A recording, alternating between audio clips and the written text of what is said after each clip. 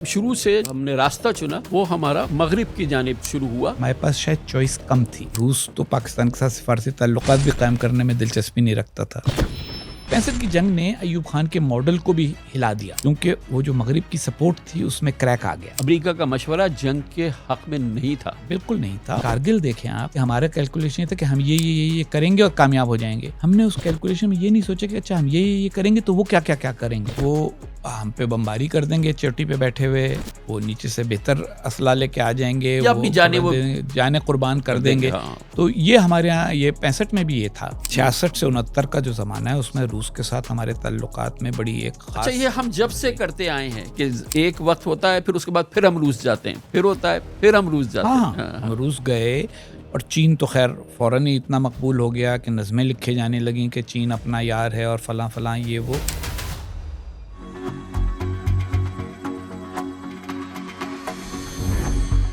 تو یہ 90 کی دہائی کا سفر ختم ہوا جب مارشل لا آ گیا. جنرل پرویز مشرف کا مارشل لا آیا, جس کو کہ اور یہ بڑا ایک زبردست موڑ ہے کہ 10 سال کی مسلسل یعنی کہ ان اینڈ آؤٹ جمہوری کشمکش, ایک دو پارٹیوں کی پولرائزیشن اور اس کے نتائج. اور اگر آپ کو ذہن میں ہو تو 2000 پہلا موقع ہے جب میں نے یہ لفظ مفاہمت ریکنسیلیشن لکھنا شروع کیا. اور میرے مضامین میں یہ بات جھلکنی شروع ہوئی. جنرل مشرف سخت ناراض ہوئے.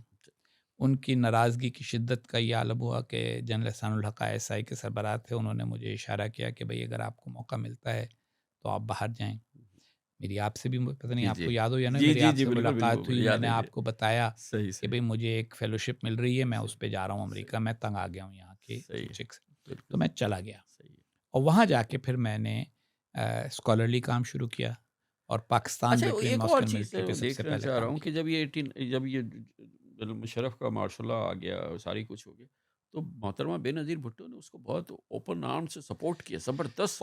بلکہ محترمہ بے نظیر بھٹو نے بعد میں آپ کی بات ہوئی کہ اس پہ ان کو خلق تھا؟ نہیں, اسی وقت بات ہوئی محترمہ سے. اصل میں ان کا جو موقف تھا اس وقت 99 میں, اور آپ نے اس موقف کی اس سے پہلے جب آپ کی ان سے گفتگو ہوئی تو آپ نے اس کو سپورٹ کیا تھا؟ جی, 99 سے لے کے 2000 تک محترمہ کے یہاں ایک سافٹ سپاٹ تھا. ان کا کہنا یہ تھا کہ جو زیادتیاں ہمارے ساتھ اس سے پہلے ہو چکی ہیں, جو کہ ہوئی تھیں, دیکھیے ان کے شوہر کو بند رکھا گیا, پھر ان پہ مقدمات قائم کیے گئے. اچھا, سزا کوئی نہیں ہوئی, یعنی جس کو کنوکشن نہیں ہوئی اور ضمانت بھی نہیں ہوئی. حالانکہ ضمانت تھا وہی جو اب کسی اور کے ساتھ ہو رہا ہے. صاف بات ہے, بالکل زیادتی ہے. تو محترمہ میں ایک زیادتی کا احساس تھا اور پھر وہ یہاں بیٹھی تھیں دبئی میں. تو ان کو یہ لگ رہا تھا کہ شاید ایک دروازہ کھلے میرے لیے اور الیکشن ہو اور میرے لیے واپسی کا دروازہ کھل جائے. تو وہ اس وجہ سے انہوں نے نرم گوشہ مشرف صاحب کے لیے شروع میں اختیار کیا. دوسرا یہ کہ محترمہ نے اپنی کتاب ریکنسیلیشن میں لکھا بھی ہے کہ دو الگ الگ کشمکشیں, ایک ہے جمہوریت اور غیر جمہوری قوتوں کی کشمکش, ایک ہے متشدد اسلامی نظریاتی گروہوں اور جس کو کہیں درمیانی سوچ رکھنے والے لوگوں کی کشمکش, ماڈریٹ ورسز ایکسٹریمسٹ. تو ان کو یہ لگا کہ مشرف ماڈریٹ ورسز ایکسٹریمسٹ میں ذرا ماڈریٹ سوچ رکھتے ہیں, کیونکہ اگر آپ کو یاد ہو تو انہوں نے بہت ساری چیزیں ایز کی تھیں کہ بھئی ٹھیک ہے یہ کیا ہے جو میڈیا کو آزاد کیا تھا, اور ویسا سوچ میں وہ ظاہر ہے کہ وہ پرسنلی لبرل آدمی تھے. بالکل. تو وہ وجہ تھی. لیکن جب 2002 کا الیکشن ہوا تو محترمہ کو شدید مایوسی ہوئی, کیونکہ ان کا یہ خیال تھا کہ میری پارٹی کی سیٹیں کافی زیادہ ہیں, یہ اب ہمیں موقع ملنا چاہیے. اور اگر میری پارٹی کہتی ہے کہ میں وزیر اعظم ہوں گا تو مجھے واپس آ کے وزیر اعظم, لیکن مشرف صاحب نے اس وقت کہہ دیا کہ آپ واپس نہیں آئیں گی. تو وہاں سے پھر ان کی اور مشرف کی تو ہم آگے بڑھتے ہیں سنوے, پھر ہم آ جاتے ہیں کہ جنرل مشرف کا آخری دور جب ان کے بے نظیر صاحبہ سے مذاکرات کا آغاز ہوا, NRO وغیرہ کی بات چیت شروع ہوئی, اور یہاں دبئی میں بڑی گفتگو اس حوالے سے رہی, اور آپ بھی معلومات میں شامل تھے جس زمانے میں یہ سارا کچھ ہوتا تھا. Just run us through that period, please. دیکھیں, محترمہ جو ہیں وہ واپس تو پاکستان جانا چاہتی تھیں, اور پہلا مرحلہ اس کا یہ آیا کہ ان کے لیے پرسنلی بڑی ڈیفیکلٹ چیز تھی. ان کے بچے جو تھے وہ بغیر باپ کے پل رہے تھے, باپ جیل میں تھا, سزا بھی نہیں دیتے تھے, مقدمہ بھی نہیں, مطلب اگر ان کو سزا ہو گئی ہوتی پہلے ہی سال اور پورے وقت یہ نہ رہا کیونکہ 2005 میں ابھی آ رہا ہوں ادھر تک ہی آ رہا ہوں، 2005 سے ہی شروع کروں گا بات۔ میں بات کر رہا ہوں کہ اگر ان کو پکڑا گیا ہے ان کو 96 میں، تو 96 سے اگر ان کو 96 میں ہی سزا ہو گئی تو 5-6 مہینے کے بعد مقدمہ بنا کے اور 5-6 سال کی قید کی سزا ہوتی تو وہ 2005-2006 میں رہا ہو گئے ہوتے۔ صحیح بات۔ تو یہ دلیل جو ہے یہ محترمہ نے دینی شروع کی، اور یہ دلیل خاص طور پہ جو امریکی پالیسی میکر، اس وقت امریکہ کا عمل دخل بہت بڑھ چکا تھا جنرل مشرف کو، پھر وہی امداد مل رہی تھی کروڑوں کی، اربوں ڈالر کی وغیرہ وغیرہ، تو انہوں نے اس کو یوز کرنا شروع کیا انٹرنیشنل اپنی انٹرنیشنل سٹینڈنگ کو۔ تو 2006 میں یا 2005 کے آخر میں زرداری صاحب کو ضمانت دی گئی، سپریم کورٹ نے ضمانت دی، اور پھر ان کے مذاکرات بھی ہوئے اور وہ ملک سے باہر چلے گئے، نیو یارک چلے گئے وہ۔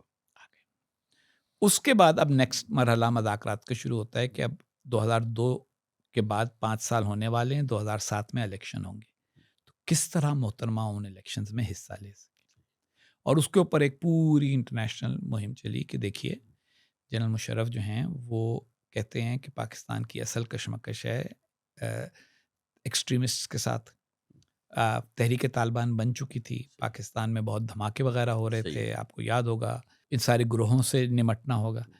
تو محترمہ کا استدلال یہ تھا کہ یہ اس طرح نہیں ہو سکتا کہ جنرل مشرف ایک فوجی حکمران کے طور پہ یہ کر سکے، ان کو سویلین سپورٹ چاہیے۔ صحیح، بالکل صحیح۔ اور یہ پی ایم ایل کیو کو اصلی پارٹی نہیں ہے، اصلی پارٹی یا پی ایم ایل این ہے یا ہم ہیں۔ تو آپ کو ہم لوگوں کے لیے، اور اس کو سٹیج انہوں نے، ویسے اس وقت تک وہ چارٹر آف ڈیموکریسی سائن ہو چکا تھا محترمہ کا اور نواز شریف، تو انہوں نے یہ استدلال لیا کہ پہلے مرحلے میں آپ ہمیں آن بورڈ لیں اور دوسرے مرحلے میں ان کو بھی آنے دیں، اور پاکستان میں ڈیموکریسی کی گاڑی چل پڑے اور آپ اس کے بعد عزت کے ساتھ چلے جائیں۔ اور اس میں مختلف بین الاقوامی پریشرز وغیرہ کی وجہ سے جنرل مشرف اس پر آمادہ بھی ہو گئے، اور محترمہ کو پاکستان آنے کی اجازت دے دی گئی۔ مگر جو جنرل مشرف کا کیلنڈر تھا اس میں اور محترمہ کے کیلنڈر میں فرق تھا، اور اس دوران پھر وہ افتخار چودھری صاحب کی حمایت میں ایک مہم شروع ہو چکی تھی پاکستان میں، تو جنرل مشرف اس کی وجہ سے بھی پریشر میں تھے۔ محترمہ واپس گئیں اور شہید ہو گئیں۔ اچھا، ایک اور تاریخ کا بہت اہم اپرچونٹی شاید ہم سے مس ہو گئی کہ جنرل مشرف پورے پیریڈ میں جس طرح سے بھی رہا کہ وہ بھارت سے دوستی کے بڑے حامی ہو چکے تھے، اور پھر اس حوالے سے بالکل لببام تھے 2007 میں کہ شاید دلچسپ بات یہ ہے کامران خان صاحب کہ پاکستانی فوج کا ہر سربراہ جو طویل عرصے تک رہ جائے وہ اپنے دور کے آخر میں آ کے بھارت سے بہتر تعلقات کا قائل ہو جاتا ہے۔ ایوب خان صاحب کا بھی یہی ہوا تھا۔ جنرل ضیاء بھی اگر آپ کو یاد ہو تو وہ بات کرتے تھے کرکٹ ڈپلومیسی، آپ کو یاد ہوگا۔ پھر کیونکہ یہ ایک بنیادی بات ہے پاکستان کے معاملے میں، اور مجھے اس پہ گالیاں پڑتی ہیں لیکن میں یہ والی گالیاں کھانے کو تیار ہوں تاکہ قوم یہ بات سمجھے۔ جنرل باجوہ سب سے بڑے، میں چاہتا ہوں کہ قوم یہ بات سمجھ لے۔ دیکھیے بھارت کے ساتھ ہمارے تنازعات بھی ہو سکتے ہیں، لیکن دنیا میں کوئی دو پڑوسی ممالک ایک دوسرے کے بارے میں یہ نہیں سوچ سکتے کہ ہم ازلی ابدی دشمن ہیں۔ یہ غلط خیال ہے۔ آخر میں فلسطینیوں اور اسرائیلیوں کو بھی ایک دوسرے کے ساتھ رہنے کی عادت ڈالنی ہوگی، تو پاکستان اور بھارت کو بھی ایک دوسرے کے ساتھ رہنا ہوگا۔ دوسری بات یہ ہے کہ کوئی ملک ترقی نہیں کر پاتا جب تک اپنے پڑوسیوں سے تجارت نہ کرتا ہو۔ پاکستان کی بھارت سے تجارت اگر نہیں ہوگی تو یہ پاکستان کے لیے نقصان دہ ہوگا۔ اور آخری بات یہ ہے کہ مسئلہ کشمیر اپنی جگہ اہم ہے، لیکن کوئی ملک، بہت کم ملکوں نے تاریخ میں یہ نہیں کہوں گا کوئی ملک، بہت کم ملکوں نے ایسا کیا ہے کہ ایک ایشو کی بنیاد کے اوپر باقی سب چیزوں کو نظر انداز کر دیا ہو۔ تو یہ بھی ہماری عسکری قیادت سے بعض لوگوں سے غلطی ہوئی ہے کہ نہیں جی ہم کچھ نہیں ہونے دیں گے جب تک یہ نہیں حل ہوتا، اور یہ غلط فہمی ہے ہماری کہ تجارت ہو یا بھارت سے نارمل تعلقات ہوں تو یہ کوئی ہمارا لیوریج بڑھاتی ہیں، اور یہ بھارت کا لیوریج بڑھاتی ہیں، یہ ہمارا لیوریج بڑھاتی ہیں۔ تو جنرل مشرف اس طرف آ گئے تھے، بدقسمتی سے وہ بھی پائے تکمیل کو نہیں پہنچ سکا، کیونکہ جب ہماری یہ جمہوری حکومت آئی 2008 میں تو آصف زرداری صاحب ابھی صدر نہیں بنے تھے، یوسف رضا گیلانی وزیر اعظم تھے۔ مجھے پہلے امریکہ میں سفیر نامزد کر دیا گیا، لیکن آپ کو پتا ہوگا وہ ایگریما ایک آتا ہے، تو جی اس جی میں اس کے آنے بعد میں وہ 1 مہینہ باقی تھا. تو اس دوران میں مجھے بنایا گیا ایمبیسڈر ایٹ لارج، اور میری ذمہ داری لگائی گئی کہ میں جاؤں اور وہ جو جہاں بات تھی وہاں سے آگے بڑھانے کے لیے فائل پڑھوں اور کوئی میمورینڈم وغیرہ بناؤں حکومت کے لیے کہ کیا آگے کرنا. اچھا اچھا، جہاں سے جنرل مشرف نے چھوڑا ہے. میں گیا، ریاض محمد خان صاحب فارن سیکرٹری تھے، انہوں نے کہا نہیں جی ہمارے پاس اس کا کوئی ریکارڈ نہیں ہے، GHQ میں ہوگا. میں نے جا کے جنرل کیانی سے پوچھا تو انہوں نے کہا کہیں صاحب کیا ضرورت ہے اس کو فالو اپ کرنے کی، دوبارہ سے اگر کچھ کرنا ہے تو دوبارہ سے بات نئے سرے سے شروع کیے. گویا یہ بات واضح ہو گئی کہ کس نے اس کو روکا تھا اور کس نے اس کو. ہاں کیونکہ گویا کہ ویسے بھی حقیقت ہے، تھوڑی سی بات کریں گے کہ جنرل کیانی جنرل مشرف کی لیگیسی کی کوئی بات چھوڑنا نہیں چاہتے تھے، تو وہ ظاہر ہے کیونکہ یہ ایک بڑا ایک اہم دیکھیں اس میں ایک بات میں آپ سے عرض کروں گا کہ جو انٹرنیشنل کمپلیکیٹڈ معاہدے ہوتے ہیں اس میں کئی سٹیجز ہوتے ہیں. ایک ہوتا ہے بات چیت، پھر اس کے بعد ایک سٹیج ہوتا ہے جس کے اندر آپ زبانی ایگریمنٹس کرتے ہیں، پھر اس کے بعد آپ ڈرافٹنگ کرتے ہیں ایگریمنٹس کی، اس کو کہتے ہیں جو فرسٹ ڈرافٹ ہوتے ہیں. یہاں فرسٹ ڈرافٹ بن چکے تھے، جنرل مشرف نے خود مجھے یہ بات بتائی، بعد میں مجھ سے ملے وہ، بالکل صحیح. اور انہوں نے 2 باتیں کہیں مجھ سے. ایک تو یہ کہا کہ بھئی وہ تمہارے ساتھ خواہ ہم نے زیادتی کی کہ تمہیں اس وقت انکارپوریٹ کرنا چاہیے تھے یا تم سے بات چیت کرنی چاہیے تھی، تم باہر چلے گئے، تم نے تو اپنی زندگی ٹھیک گزاری. ہمیں ایک آدمی مجھ سے بھی انہوں نے کہا، مطلب یہ ان کا مطلب ایک کام کا آدمی، ان کا لفظ تھا، جملہ انہوں نے ذہین وغیرہ نہیں کہا، انہوں نے کہا ایک کام کا آدمی ہم نے خواہ ضائع کر دیا. تو یہ ان کی بات تھی. اور دوسری بات ان کی یہ تھی کہ جو اور اس میں پرائم منسٹر، اس وقت کے پرائم منسٹر منموہن سنگھ کو پاکستان آنا تھا اپریل 2007 کے اندر. اور اس کے بعد بائی دا وے جو سنا ہے میں نے، اس میں میرا کوئی دخل نہیں ہے نہ مجھے معلوم ہے، لیکن جنرل باجوہ کے ساتھ بھی اسی قسم کی کوئی بات چیت تھی جس میں عمران خان صاحب نے سبوٹاژ کی. کیونکہ یہ جو ہمارے یہاں رائے عامہ کا معاملہ ہے نا، ہمارے یہاں بڑک کلچر ہے، تو مذاکرات بات چیت اس کو برا سمجھا جاتا ہے. اور میں بار بار یہ جملہ استعمال کرتا ہوں، کئی بار ٹویٹ بھی کر چکا ہوں کہ یہ جو ہم نے کلچر بنایا ہے کہ ہر چیز حق اور باطل کی لڑائی ہے. اب کامران خان اور حسین حقانی بات کر رہے ہیں تو حسین حقانی یہ سوچیں کہ میں حق ہوں، کامران خان باطل ہیں، اور آپ یہ سوچیں کہ میں حق ہوں، حسین حقانی باطل. ایسے نہیں ہے. مفاہمت کا مطلب ہی ہے، اور میں مفاہمت کے اوپر لکھ بھی چکا ہوں بہت تفصیل کے ساتھ. محترمہ بے نظیر بھٹو کی اپنی کتاب ہے اس کے اوپر. مفاہمت در حقیقت معاملات کا حل ڈھونڈنے کا نام ہے، اور اگر آپ سے ایک وقت میں حل ایک چیز کا نہیں ڈھونڈا جا رہا تو دوسری چیزوں کا تو ڈھونڈیں. تو وہ 2008 میں کے بعد وہ بات آگے بڑھ ہی نہیں سکی، اور پھر 2008 میں ہی نومبر میں ممبئی ہو گیا. اچھا، ممبئی کا واقعہ جو ہے نا، اس نے نفسیاتی تبدیلی کر دی بھارت اور پاکستان کی ایکویشن میں، اور اس کا نتیجہ یہ ہوا کہ ممبئی کے نتیجے میں پہلے پاکستان میں لوگ ہوتے تھے جو کہتے تھے ہمیں بھارت کی ضرورت نہیں ہے، ہمیں بھارت سے بات نہیں کرنی. لیکن انڈیا میں ہمیشہ لوگ ہوتے تھے جو کہتے تھے کہ جیسا بھی ہے پاکستان انڈیا سے ہی تو نکل کے بنا ہے، بنگلہ دیش نے، یہ ہمارا ہی پڑوسی ہے، گزارا. چاہے ہم ڈومینیٹ کرنا چاہتے تھے لیکن بات کرنے سے انکار نہیں کرنا چاہتے تھے. ممبئی کے بعد جو بالکل ایوریج انڈین ہے اس کے اندر بھی ایک اینٹی پاکستان جذبات پیدا ہو گئے، اور پھر یہ ریکور نہیں ہو سکا انڈیا پاکستان. مطلب یہی اگر اس قسم کا کوئی واقعہ پاکستان میں ہو جاتا ہے یا ہوتے رہے ہیں. لیکن اچھا یہ بتائیے حسین بھائی کہ 2008 میں جب پیپلز پارٹی کی گورنمنٹ آئی، محترمہ بے نظیر بھٹو کی شہادت ہو گئی. زرداری صاحب، آپ محترمہ بے نظیر بھٹو سے بھی ظاہر ہے کہ آپ کا بہت تھا تعلق، اور زرداری صاحب سے بھی خاص طور پہ جب وہ نیو یارک گئے پھر وہاں تھے، آپ بھی امریکہ میں ہوتے تھے. تو یہ ایک نیچرل چوائس تھی کہ آپ کو امریکہ کا سفیر وہ نامزد کریں، آپ کی بھی خواہش یہی تھی؟ دیکھیں، محترمہ بے نظیر بھٹو نے پہلی بار یہ بات کہی تھی مجھ کو کہ you will make a great ambassador for us here, اپنی حیات میں. جی، باتوں میں جی کہ آپ جو ہیں یہاں بڑے مؤثر ہیں. صحیح. اچھا، اور زرداری صاحب جو تھے وہ سوچ رہے تھے، ٹیم بنا رہے تھے، وزیر اعظم بنانے کا فیصلہ کر چکے تھے گیلانی صاحب کو. اب ان کو بنانا تھا کہ کس کو اور کو شامل کریں پارٹی کے لوگوں. اور 2008 سے 2008 تک آپ کا کافی عرصہ امریکہ میں گزرا. جی بالکل 8 سال گزر گئے. جی اسکالر دیر ظاہر ہے، اور وہاں ان سے بھی رابطہ رہا. تو کتاب بھی میری آ چکی تھی، Pakistan between Moscow and military. Zardari صاحب نے باقاعدہ وہ پڑھی تھی، وہ کہتے تھے کہ اس کے اور کہتے تھے اس کے بہت دلائل شاندار مضبوط، بالکل.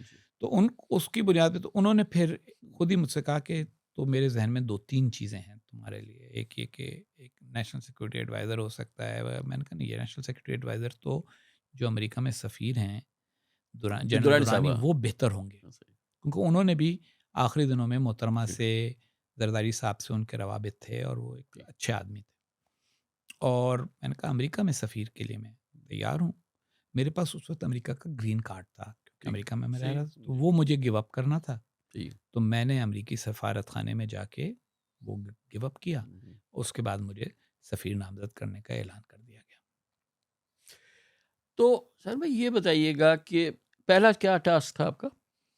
ہاں، پہلا ٹاسک تو میرا، مطلب آپ کو جو پہلا ٹاسک تو میرا سب سے زرداری صاحب نے آپ کو زرداری صاحب نے پہلا ٹاسک یہ دیا کہ بھائی اکانومی جو ہے اس کا حال خراب ہے، صحیح ہے، آئی ایم ایف کرنا تھا ہمیں انہوں نے تو آئی ایم ایف نہیں کہا، انہوں نے کہا اس کا کوئی حل ڈھونڈنا ہے. ٹھیک ہے.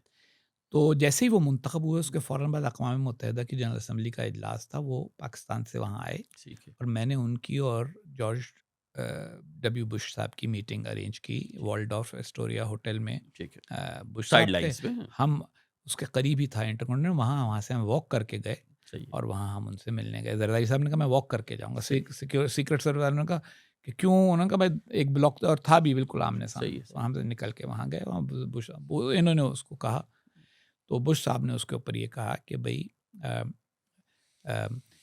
کانڈولیزا رائس صاحبہ موجود تھی، انہوں نے کہا ہم اس کا کوئی پیکیج بنائیں. بش نے کہا نہیں میں سمجھ گیا ہوں ان کی بات، ان کو کل پیسے چاہیے اور آپ جو بات کر رہی ہیں اس کے نتیجے میں کچھ دن لگیں گے.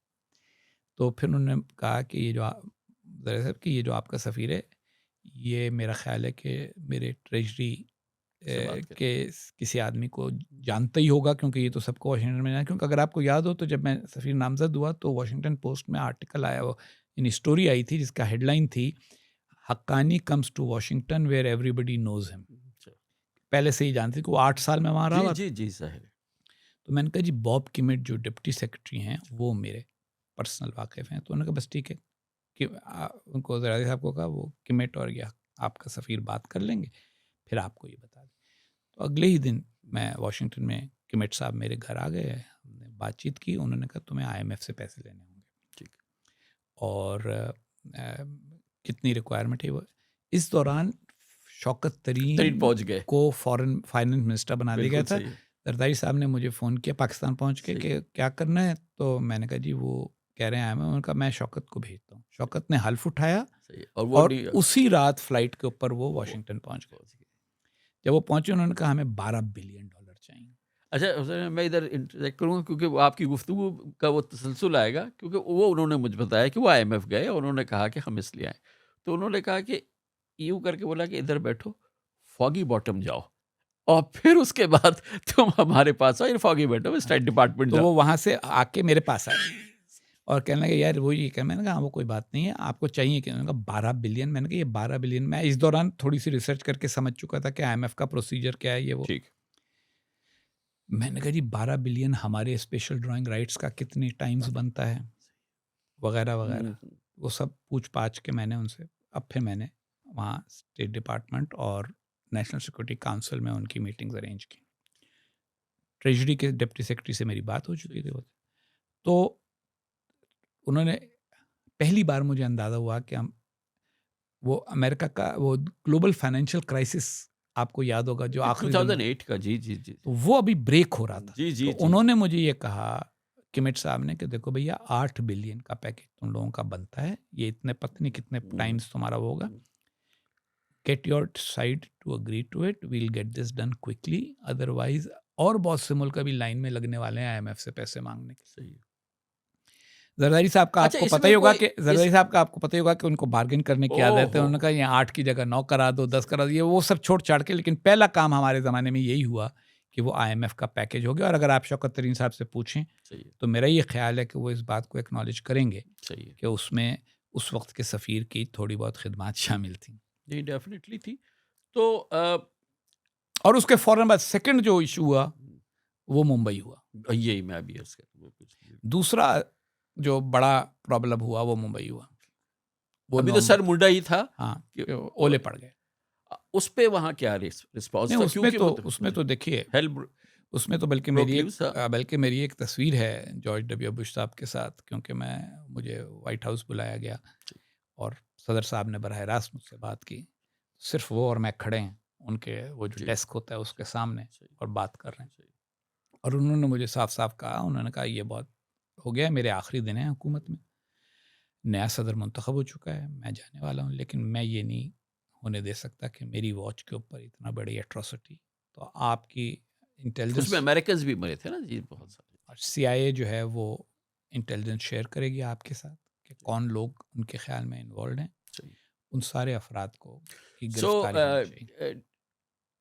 Did they know at a very early stage کہ what has happened؟ کیونکہ اب جو ساری چیزیں سامنے آئی ہیں obviously وہ تو ایک ایک چیز خود دیکھیں سن رہے تھے۔ 48 گھنٹے کے اندر اندر ان کے پاس ایک پکچر تھی کہ کیا ہوا ہے، وہ فون کالز وہ ساری کی ساری انڈینس نے ان کے ساتھ شیئر کر لی تھیں، ان کے اپنے سیٹلائٹس وہ فلاں ڈیم، اور آپ کو پتہ ہے کہ جو سگنلز انٹیلیجنس ہے اس میں امریکہ کی سپریمیسی بہت ہے، اور یہ بات میں پاکستان میں بھی بہت سارے لوگوں کو ہمیشہ کہا کرتا تھا کہ دیکھیے آپ لوگ یہ جب فون وون کے اوپر آپ لوگ باتیں کرتے ہیں، میں آپ کو ایک چھوٹی سی مثال دیتا ہوں کامران، جب 9/11 ہوا تو اس کے فوراً بعد 1200 پاکستانی گرفتار ہوئے، میں اس وقت ایک آرڈنری آدمی تھا، لیکن میں ایک آپ کو، تو وہ جو لوگ پکڑے گئے تو ہمارے لوگ کہنے لگے دیکھو جی انہوں نے بلا وجہ پاکستانیوں کو پکڑ لیا ہے یہ وہ، میں نے بعد میں جب میں سبھی بنا تو وہ جو ان کا میں سب سے کال آن کرنے گیا تو ان کے انٹیلیجنس والے سے میں نے کہا کہ جی یہ اس طرح سے لوگ پکڑے گئے تھے، اس کا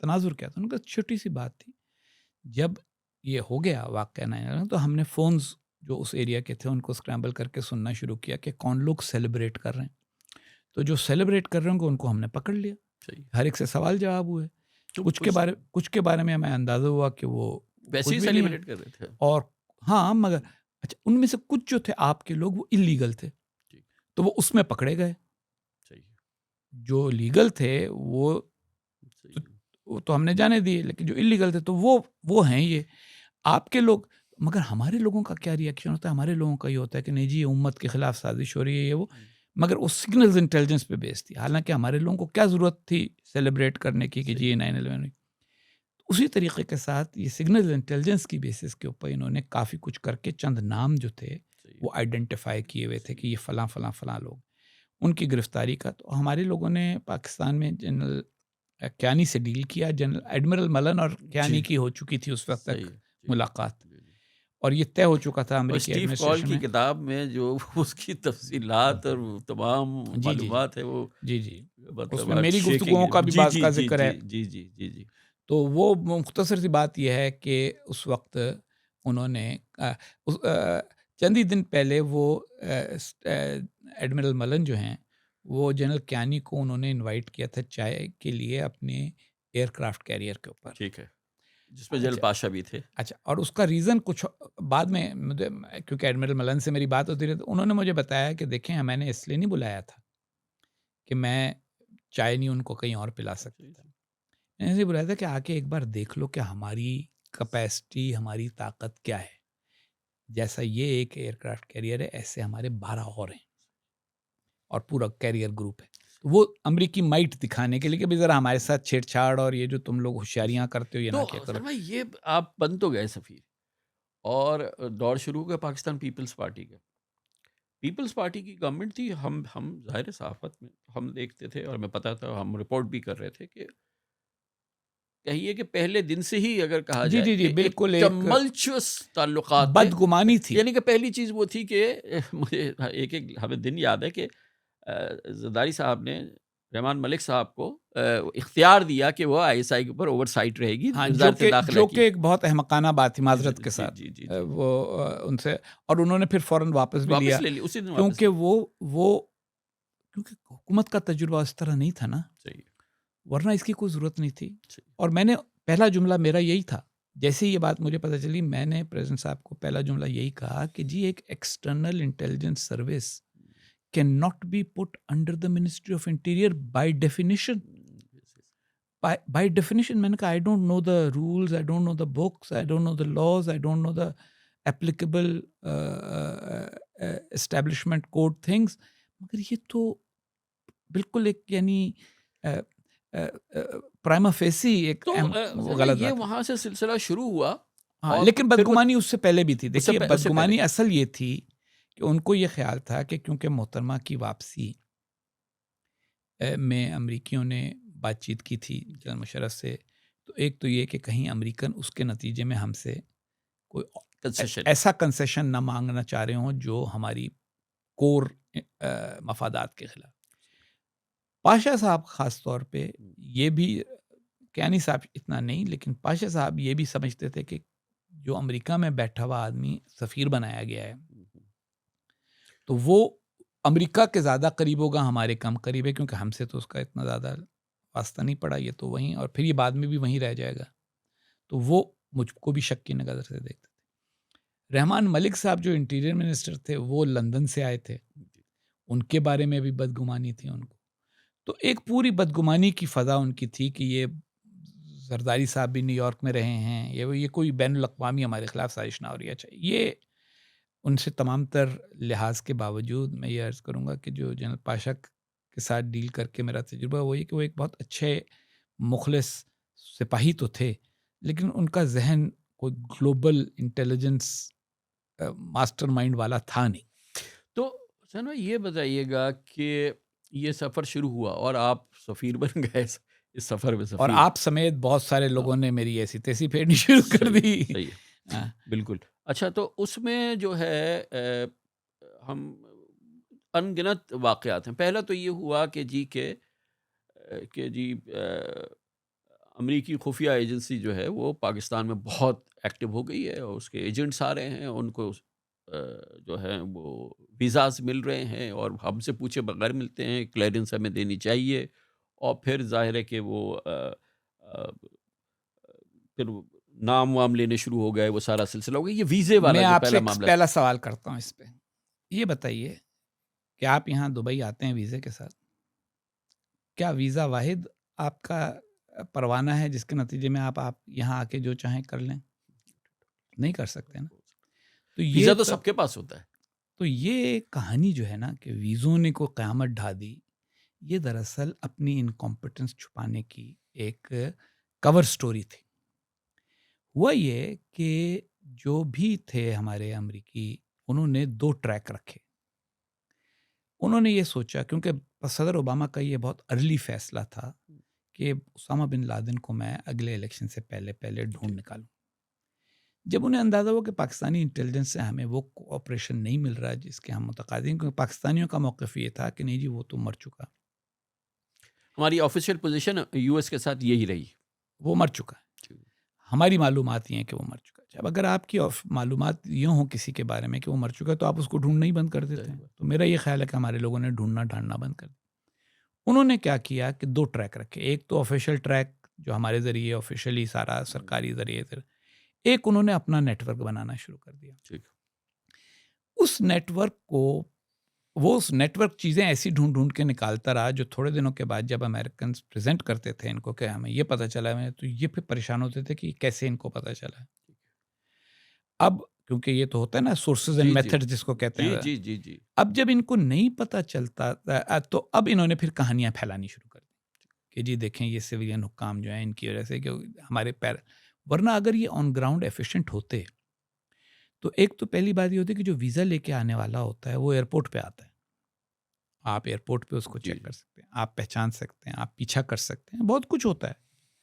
تو یہ ساری کہانی جو تھی یہ در حقیقت اس انکمپٹنس کو چھپانے کے لیے تھی جس کے نتیجے میں بالآخر امریکیوں نے بن لادن کو لوکیٹ کیا اور ایلیمینیٹ کیا. دونوں کام انہوں نے ہماری سوائل کے اوپر کیے اور ہماری انٹیلیجنس کے شامل ہوئے بغیر کیے.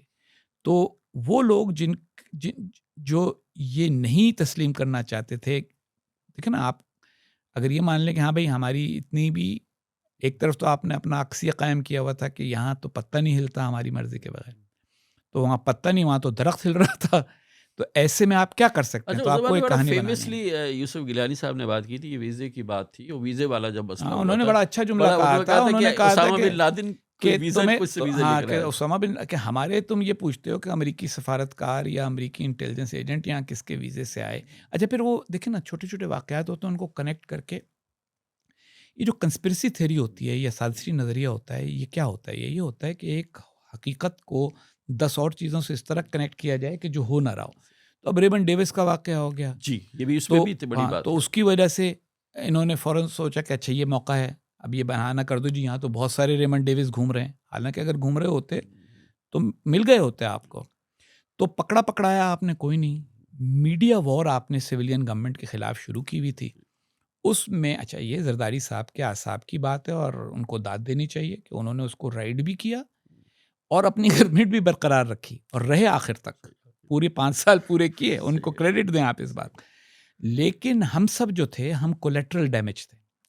ہمارے بارے میں جو کہانیاں تھیں، ورنہ کوئی امریکہ کا نیٹ ورک یہ جو ویزوں کی وجہ سے قائم نہیں ہوا تھا. ریمنڈ ڈیوس کی بہرحال رہائی ہوئی اور جس میں ظاہر ہے کہ چیف جسٹس آف پاکستان بھی تھے، جس کا visa by the way Washington سے جاری نہیں ہوا تھا.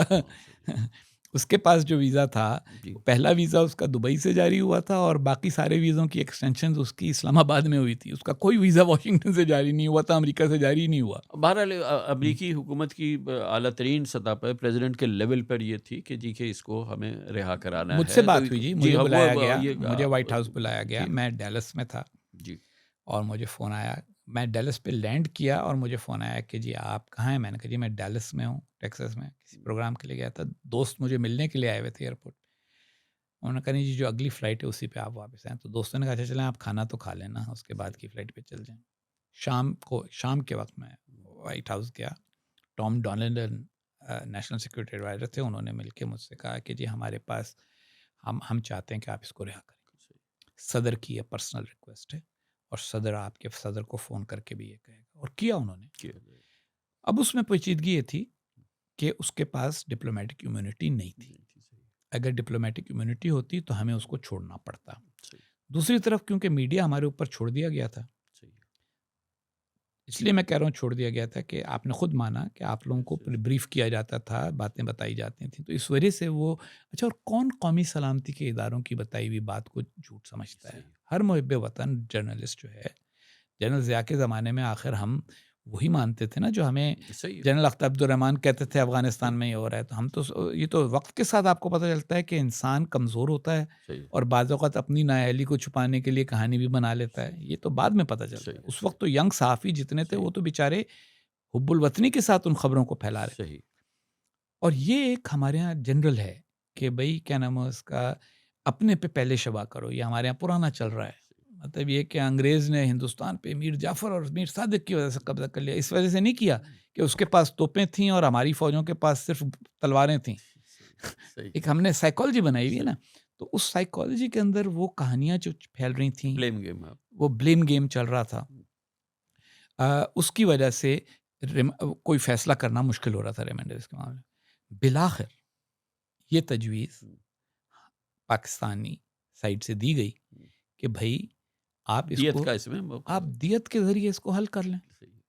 اور انہوں نے اس کو دیت ہی کے تھرو کیا. اور مگر چاہے اس کے دیت کے پیسے ہم نے خود دیے ہوں، وہ اس وجہ سے ہوا کہ اس میں بھی شخصیت کا دخل تھا. جن پاشا صاحب یہ نہیں چاہتے تھے کہ وہ CIA کے زیر احسان آئیں، کیونکہ ان کا خیال یہ تھا کہ اگر ان کا سے ہم نے پیسے لیے تو ایک لحاظ سے ہم پر یہ ہو جائے گا کہ جیسے ہم نے ان کے لیے کیا، ہم نے کر کے جان چھوڑے، ہم ان پہ کیوں نہ احسان کریں.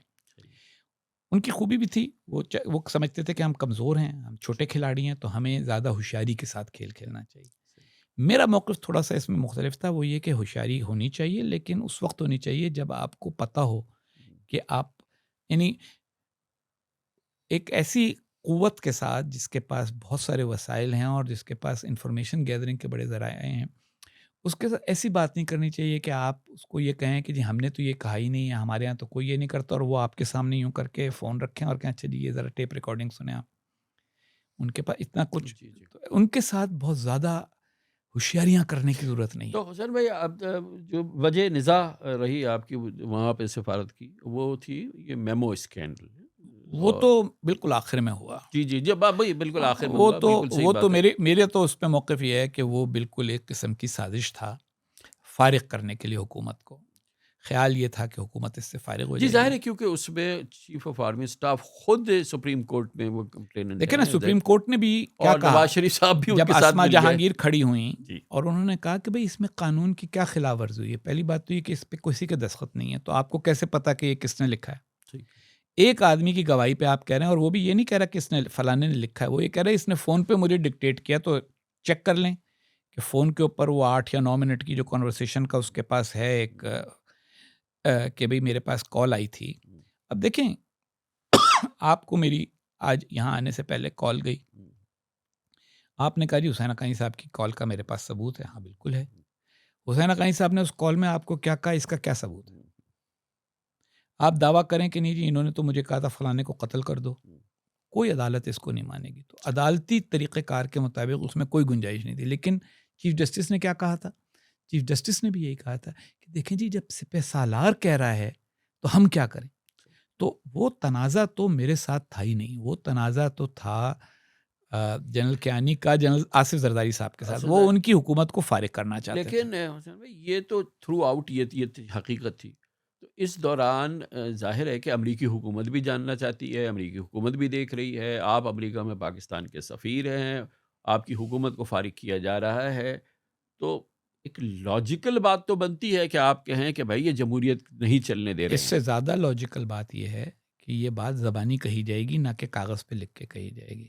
چاہے جائے کہ ایک موناکو میں بیٹھے ہوئے مشتبہ شخص کے ذریعے کہی جائے گی. دین ایڈمرل ملن کے ساتھ میرے جتنے قریبی تعلقات تھے وہ جنرل کیانی کو معلوم تھے. یہ ہوا یہ کہ جو بھی چاہے وہ کسی فرد کی غلطی تھی، یہ پورے نظام میں جو بدگمانی تھی وہ بدگمانی اوورٹیک کر گئی حقائق کو. اور کیونکہ وہ جو صاحب تھے انہوں نے یہ کہا جی میرے پاس فون کے اوپر ثبوت موجود ہے کمیونیکیشن کا، جو تھا کمیونیکیشن ان کی مجھ سے تھی، لیکن اس بارے میں تھی، اس کا کوئی ثبوت نہیں تھا. وہ ان کو اپیل کی یہ بات کہ اچھا یہ تو اگر ایسی چیز ہے کہ اگر یہ ثبوت آ گیا تو یہ تو نان کنٹروورٹیبل ہوگا، تو یہ انکنٹروورٹیبل ہوگا. تو کیونکہ یہ انکنٹروورٹیبل اس زمانے کا سائفر تھا، وہ یہ سمجھے کہ میں ہاں بالکل وہ یہ سمجھے کہ ہم اس سے حکومت گرا لیں گے. اچھا ان کا خیال یہ تھا کہ جی پہلے تو انہوں نے شرط لگائی، یہ دلچسپ بات ہے، پاشا صاحب نے اور زرداری صاحب نے شرط لگائی کہ پاشا صاحب نے کہا حسین حقانی صاحب وہیں سے استعفیٰ دے دیں گے اور واپس نہیں آئیں گے. زرداری صاحب نے کہا نہیں جی حسین حقانی واپس آئے گا اگر میں کہوں گا تو. انہوں نے کہا پھر کہیں. انہوں نے کہا میں آ گیا. جس دن انہوں نے کہا اسی دن جو شام کی فلائٹ وہاں سے چل رہی تھی میں اس پہ بیٹھ گیا بسم اللہ کر کے، کیونکہ میں نے تو کہا کہ مجھے، اور استعفیٰ میں ٹائپ کرا کہ وہ ساتھ لے کے آیا. جب ان سے ملاقات ہوئی تب بھی دیکھیں اتنا جھوٹ کہ 8-10 منٹ کی میٹنگ ہوئی کل. گیلانی صاحب، زرداری صاحب، پاشا صاحب اور کیانی صاحب. انہوں نے کہا کیا کہانی ہے؟ میں نے کہا جی جھوٹی ہے. انہوں نے کہا پھر آپ ان کو سو کریں گے؟ میں نے کہا جی میں نے آپ کو وکیل کا ایڈوائس بھیج دیا ہے کہ میں اس آدمی کو اگر سو کرتا ہوں، لندن میں فائنینشیل ٹائمز میں اس نے لکھا ہے، تو اس مقدمے میں بہت سارے سوالات اٹھ سکتے ہیں جو ہماری نیشنل سیکیورٹی سے متعلق. تو کیا وہ ہم برداشت کریں گے؟ اگر آپ لوگ سب یہ کہیں گے کہ یہ برداشت کر سکتے ہیں تو میں سو کر دوں گا، کیونکہ میری توہین ہوئی ہے اس کے اندر، میرے اوپر جھوٹا الزام لگایا گیا. ان کا اچھا پھر آپ استعفیٰ دے دیں. میں نے کہا جی استعفیٰ میرے پاس پہلے سے موجود ہے، تھینک یو ویری مچ. یہ میں کہہ کے وہاں سے اٹھ گیا اور چلا گیا. اور میں مطلب زرداری صاحب کے پاس ٹھہرا ہوا تھا ایوان صدر میں. ایوان صدر واپس آیا تو ٹی وی پہ آ رہا ہے میٹنگ جاری 2.5-3 گھنٹے کی میٹنگ دکھائی گئی کہ جیسے میری کوئی انٹروگیشن نہیں ہوئی. سیدھا سا سوال انہوں نے کیا کہ آپ کا اس کے پہ کیا موقف ہے. اور دوسری بات میں نے یہ کہی، میں نے کہا اور کہ یہ پاشا صاحب نے قانونی طور پہ غلط کیا ہے. کیا مطلب؟ میں نے کہا قانونی طور پہ یہ غلط ہے کہ اگر ایک آفیشیل اسٹیٹ فنکشنری کے اوپر آپ کو الزام لگانا چاہتے ہیں تو اس کا ایک پروسیجر ہے. آپ نے وہ کوئی پروسیجر فالو نہیں کیا. آپ نے وزیر اعظم کو نہیں بتایا، کسی کو نہیں بتایا. آپ خود انویسٹیگیشن کرنے کے لیے ایک آدمی نے ایک بات لکھی، آپ اس سے ملنے پہنچ گئے، اس سے اکیلے میں ملے اور مل کے آپ کنونس ہو کے آ گئے بغیر دوسرے سے پوچھے کہ جناب یہ تو ہوا ہے. آپ نے یہ سوچا ہی نہیں کہ بھئی اگر ایڈمرل ملن کو یا امریکی حکومت کو، میں تو سیدھا وائٹ ہاؤس چلا جاتا، میں وہاں کہہ سکتا تھا جی حکومت ہماری گرائی جا رہی ہے. وہ ایک پلازیبل سٹوری تھی کہ یہ حکومت یہ سوچتی ہے، زرداری صاحب یہ سوچتے ہیں۔ نمبر 2، میں اتنا سمجھدار تو زندگی دیکھ کر ہو گیا کہ جب شہباز شریف صاحب گئے تھے 1999 میں کہ ہماری حکومت کو گرایا جانے والا ہے، تو امریکن اس حکومت کو نہیں بچا سکے تھے، تو اس حکومت کو کیا بچائیں گے؟ حکومت کو امریکنوں نے نہیں بچانا تھا، اور آخر میں حکومت بچی امریکنوں کی وجہ سے نہیں، زرداری صاحب کی جو صلاحیت ہے مختلف قسم کی منورز کرنے کی اور قابلیت ہے ان کی سیاسی معاملات کو ہینڈل کرنے کی، وہ انہوں نے کیا اور حکومت بچ گئی اور رہ گیا میرا، ہاں وہ آخری لمحے تک رہے اور رہ گیا معاملہ میرا، تو میں مستعفی ہو کے ہٹ گیا۔ اب اس کے بعد ان کو ایک پرابلم رہا، وہ یہ کہ اس معاملے کو کلوز کیسے کیا جائے۔ اگر اسی وقت کلوز کیا جاتا تو سبکی ہوتی، کیانی صاحب کی خاص طور پہ، جنہوں نے پبلکلی یہ کہہ دیا تھا کہ ہاں جی مجھے لگتا ہے، حالانکہ اس میں انہوں نے انگریزی بھی غلط لکھی تھی، معاف کیجیے گا، لیکن کیانی صاحب بالکل کنونسڈ تھے کہ آپ کا کانسپریٹرل رول ہے، یہ تو میں ون آن ون آپ کو بتا سکتا ہوں، بالکل ہاں بالکل کنونسڈ ہوں گے۔ اور پوائنٹ میرا اس میں صرف اتنا ہے کہ ان کی بھی اپنی جو ایک یعنی ذہن ہے، اس میں یہ بات نہیں آئی کہ بھائی وہ کنسپریسی کاغذ پہ لکھ کے کرنے کی کسی کو کیا ضرورت تھی۔ ہاں مگر یہ کہ خیر اس کے بعد سپریم کورٹ بھی آ گیا، اس کے بعد دیکھیں نا اس کے بعد کیا ہوا، اس کے بعد یہ ہوا کہ جوڈیشل کمیشن ہوا، انہوں نے کہا ہاں جی بالکل لگتا ہے کہ یہ ان کا ہے، لیکن اس پہ اگر مقدمہ بنانا ہے تو مقدمہ بنانے کا موقع تھا ان کے پاس، نہیں بنایا۔ اس کے بعد کیا ہوا، اس کے بعد 4 چیف جسٹس آ کر چلے گئے، کسی نے ہیئرنگ بھی نہیں رکھی۔ کیوں نہیں رکھی؟ کیونکہ جس لمحے اس کا پراپر پروسیجر کے تحت مقدمہ بنایا جاتا تو یہ پتہ چل جاتا ہے، تو وہ بری بھی نہیں کرنا چاہتے تھے اور الزام بھی اس دوران ایڈیٹڈ ان کے لیے میری تحریریں ہو گئیں، کیونکہ میں نے جا کے بہت کچھ لکھا، پھر میری وہ میگنیفیسنٹ ڈیلوژنز آ گئی، انڈیا بھی پاکستان آ گئی، تو اور کتابیں تحریریں وہاں، اس کی اریٹیشن کی وجہ سے وہ چھوڑنا بھی نہیں چاہتے تھے۔ آخر میں جا کے 2018 میں شاید، ہاں وہ ثاقب نثار صاحب جو ہیں، جب انہوں نے اپنا مختلف اور حماقتیں کی تو انہوں نے یہ بھی کیا، اس کو بھی کھولو، اس میں ان کو تڑاخے دار جواب مل گیا۔ جب انہوں نے کوشش کی کہ مجھے واپس بلانے کے لیے انٹرپول کو استعمال کیا جائے تو انٹرپول نے انکار کر دیا۔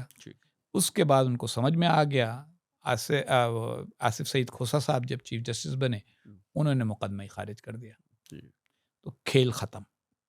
لیکن اس سے اگر کوئی سبق ملا تو وہ یہ کہ کانسپریٹوریل رول اگر کسی کا آپ سمجھتے بھی ہوں تو اس رول سے ڈیل کرنے کے لیے ایک نئی کنسپریسی کرنے کی ضرورت نہیں ہے، ٹرانسپیرنٹ طریقے سے ڈیل کر لیں، پروسیجرز موجود ہیں، طریقہ کار موجود ہے، قاعدہ قانون موجود ہے، اس کے مطابق تو کریں۔ یہ بتائیں کہ یہ پھر اپس اینڈ ڈاؤنز آپ کے رہے اسٹیبلشمنٹ کے ساتھ، پاکستان کے ساتھ، تو پھر ابھی آف لیٹ ہم نے سنا کہ جنرل باجوہ کے ساتھ آپ کا کوئی کنیکٹ ہوا؟ جی مختصر سی بات یہ ہے کہ میری تو کوئی لڑائی نہیں تھی نہ ہے، انہوں نے ہی سب یہ تصورات باندھے نا، انہوں نے ہی کہا نا کہ جی امریکہ کا سے زیادہ قریب ہے، ہم سے قریب نہیں ہے، یہ ہے وہ ہے وہ ہے، انہوں نے یہ ویزوں کی کہانیاں بنائی ہیں۔ اب ان کو ہی خود اگر یہ خیال آ گیا کسی دن کہ نہیں بھائی، وہی جو جنرل مشرف کا جملہ تھا کہ کام کا آدمی ہے تو ذرا بات کر لو، انہوں نے رابطہ کر کے، تو میری تو اس میں کوئی سبکی نہیں ہے کہ میں ان سے مل لوں، میں تو ساری دنیا میں پھرتا ہوں، کسی ایک تیسرے ملک میں اگر ملاقات ہو جائے، اور اس میں بھی ان کی بات اگر کوئی تھی تو صرف اتنی ہی تھی کہ بھائی آپ اپنا قلم، اپنے تعلقات، آپ کے نام، بہت سارے لوگوں سے ملنا جلنا ہے، ان کو پاکستان کے لیے استعمال کرنا۔ میں نے کہا جی میں تو پہلے بھی کرتا رہا ہوں، ان کا نہیں، مگر اگر ہمارے ساتھ رابطہ رکھتے ہوئے کریں تو زیادہ بہتر ہوگا، میں اس کے لیے بھی حاضر ہوں، مجھے تو کوئی اعتراض نہیں ہے۔ اسپیسیفکلی انہوں نے کہا کہ عمران خان کے حوالے سے آپ نہیں، کبھی عمران خان کا، حقیقت یہ ہے کہ اگر عمران خان کا ذکر آیا تو وہ یوں آیا کہ جب میٹنگ ختم ہوئی، جب میں نکل رہا تھا تو میں نے ہنستے ہوئے ان کو کہا کہ بائی دا وے، آپ نے کبھی سوچا ہے کہ اگر آپ کی کبھی عمران خان، اس وقت تک یہ ایک پیج بہت کہا جاتا ہے، کافی سال پہلے کی بات ہے بائی دا وے، یہ قریب کی بات نہیں، عمران خان صاحب ابھی تو بڑے تگڑے وزیر اعظم سے شروع کیا، میں نے کہا کہ یہ ایک پیج اگر کبھی یہ اگر عمران خان سے آپ کی کبھی لڑائی ہوئی، جیسے کہ ہمیشہ سویلین اور فوجیوں کی ہو جاتی ہے، تو یہ اس طرح نہیں ہوگا جس طرح نواز شریف اور ان کے ساتھ۔ تو انہوں نے کہا کہ تو فیض حمید تھے وہاں کھڑے، اور فیض حمید صاحب نے کہا کہ نہیں اس سے ہماری لڑائی کا کیا سوال ہے، وہ تو ٹوٹل ہماری کریشن ہے۔ اتنا ذکر ہوا، اس کے علاوہ عمران خان صاحب کا کوئی ذکر نہیں ہوا۔ اور نہ ہی کبھی میں نے 2-4 دوستوں کو میں نے یہ واقعہ سنایا ہے ملاقات کا.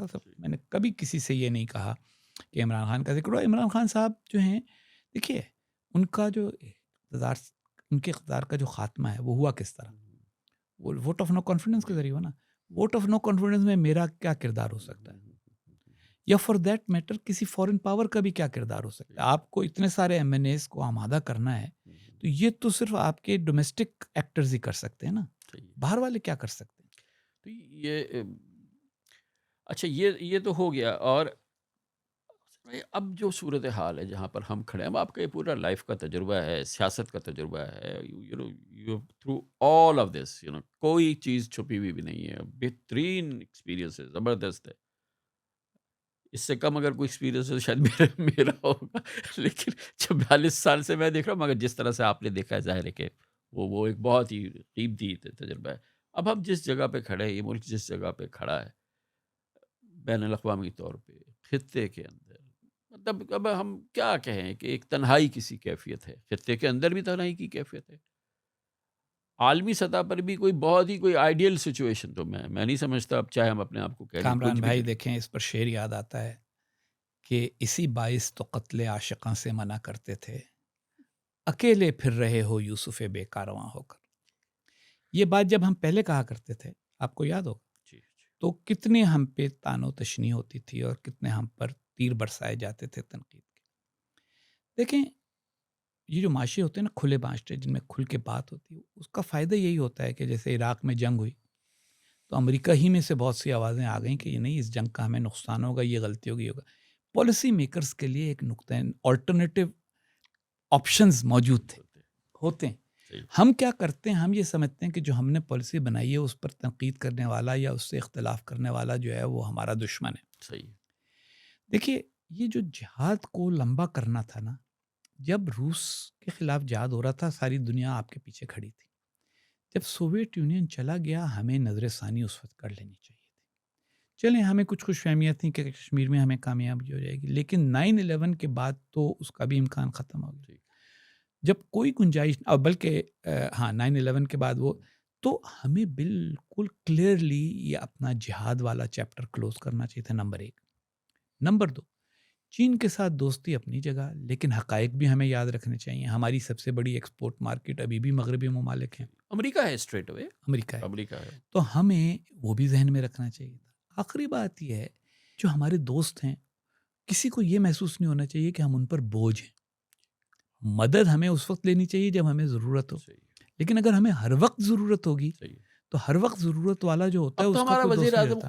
کھل کے کہتا ہے نا، شہباز شریف صاحب کہتے ہیں نا کہ ہمیں دیکھ کے وہ سمجھتے ہیں کہ ہم کچھ مانگنے آگے. کتنے تو دیکھیں نا یہ بات جو ہے، مگر یہ نوبت کس وجہ سے آئی ہے؟ یہ کسی ایک ہی نصف صدی کا قصہ ہے، 2-4 برس کی بات نہیں.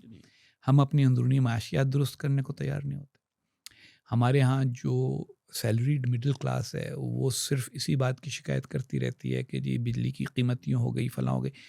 کوئی ریئلسٹک میڈیا پریزنٹیشن اگر آپ کر دیں تو کہیں گے جی کامران خان تو دیکھیں جی حکومت کے لیے یہ کام پروپیگنڈا کر. اگر آپ کہیں کہ بھئی دیکھو تیل کی قیمت اور ملکوں میں اس طرح ہے، گیس کی قیمت، ہمارے ہاں تو ہر چیز سبسیڈائزڈ ہے. تو پھر اس کے بعد اتنا بڑا ہمارا ملٹری بجٹ ہے. پھر اس کے بعد سب سے بڑی بات ہماری قومی نفسیات ہے. مطلب یہ دیکھیے یہاں پہ آپ اور میں دبئی میں بیٹھے بات کر رہے ہیں، یہاں پہ کچھ 200 ممالک اور ٹیریٹریز کے لوگ کام کرتے ہیں، مگر کوئی اپنے ملک کی سیاست، اپنے ملک کے مسائل اور اپنے ملک کے ایشوز یہاں نہیں لاتا. سب کو یہ نہ اختلاف لاتا ہے، سب کو پتہ ہے کہ یہاں یہ قابل قبول نہیں ہے. یہاں پہ سارے ہم اپنے ملک کے اختلاف بھی لے کے آتے ہیں. لوگوں کی لڑائیاں ہوئی ہیں، گرفتار ہوئے ہیں لوگ کہ جی کیوں مارا اس کو، کہ جی وہ عمران خان کو برا کہہ رہا تھا. بھئی تمہارا کیا کام ہے؟ تم دبئی میں مزدوری کرنے آئے ہو، 1,500 پونے 2,000 درہم کما کے اپنی فیملی کو بھیجتے ہو، بس وہ کرو. ایک قومی ذہنیت بن گئی ہے. اور اس کو معذرت کے ساتھ یہ جو روز شام کا ہمارا TV talk show culture ہے اس نے اور بڑھا دیا، اور سوشل میڈیا نے اس کے اوپر اور پیٹرول چھڑک دی کہ لوگوں کے جو اختلافات ہیں، ناراضگیاں ہیں.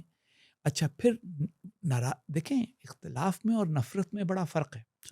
آپ نے اب 40 سال کی کہانی سنائی تو 2 منٹ یہ بھی بات ہو جائے کہ کامران خان اور حسین حقانی کے 40 سال کے تعلقات کیسے گزرے ہیں. کتنے موقع آئے ہیں جس پہ آپ کی اور میری رائے الگ تھی. کبھی آپ نے مجھے اپنے سے اور میں نے آپ کو اپنے سے بدتمیزی کرتے پایا ہے. ہماری دوستی بھی قائم ہے, ہمارا اختلاف بھی رہا ہے. یہ اختلاف اور دشمنی, اختلاف اور نفرت, اس کا فرق ہم نے مٹا دیا ہے.